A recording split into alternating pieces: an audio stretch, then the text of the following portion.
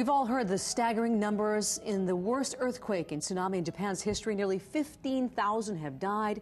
An estimated 11,000 are still missing. Well, Laura, in this series this week, you've met so many people, and tonight you talk with the survivors.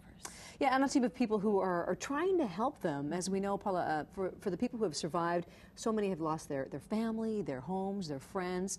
So photographer Rex von Arswald and I, we traveled to Minami-san Riku this time, where by most accounts, no one town lost more people in the disaster. There, we met a doctor, though, from Hawaii, trying to help those who are living with that reality.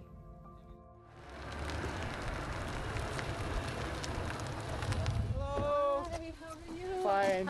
Okay, good to see you. You're alive. How you doing? You're alive. Yeah. This is Dr. Nobu Harada, a University of Hawaii and Kukua-Kalihi Valley Center doctor. Now a doctor in a place like no other. It's just overwhelming in all the categories.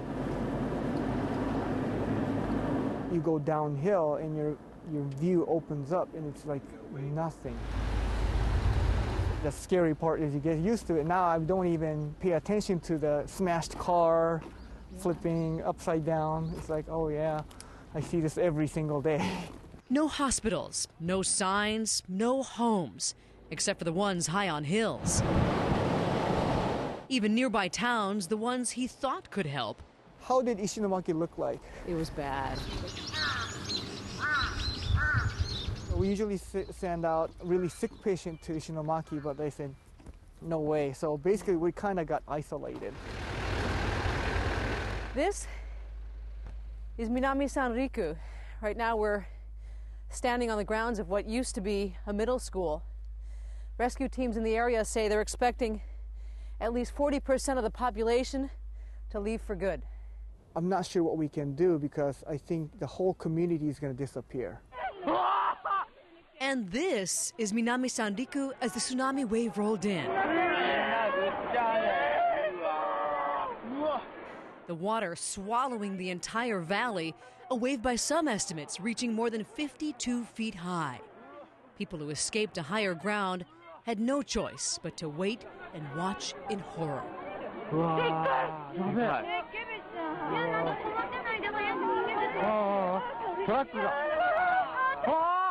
A town of some 20,000.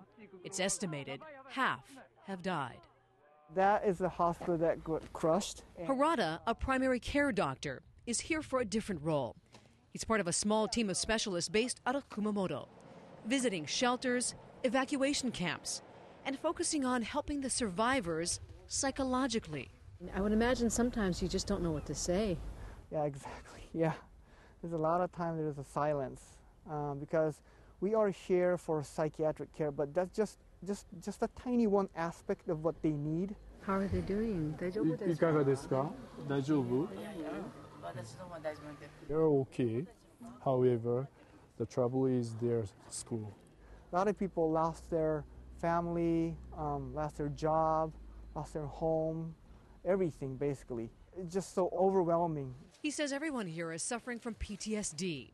But the hardest part, when they leave for public housing or other cities. No shelter staff to keep an eye on them, no knowledgeable neighbor for insight, and all their medical records gone. So it was very difficult to share the information, and that is actually still a big problem. It's not solved at all. Harada says the Kumamoto teams first planned to be here for 6 weeks. Now they're planning for 6 months. He's on his way home, but expects to be back sometime soon for a job they all know is just beginning. Overwhelming. It's so overwhelming. I'm so busy. I gotta do what I can do. Maybe when I go back to Hawaii and I have time to and look back, and I might go through a tough time. But I'm here to help, and a lot of people appreciate that. So that's keeping me up. There's so many great people that we met there that are trying so hard, but you can see in their eyes they're so tired. And Dr. Harada says that the medical teams in the area, they essentially plan to clear out by about May 15th, so teams like his can try and take over. And I can imagine there's such an emphasis in the Japanese culture on staying strong that to try to get them to open up and talk about their feelings, pretty tough.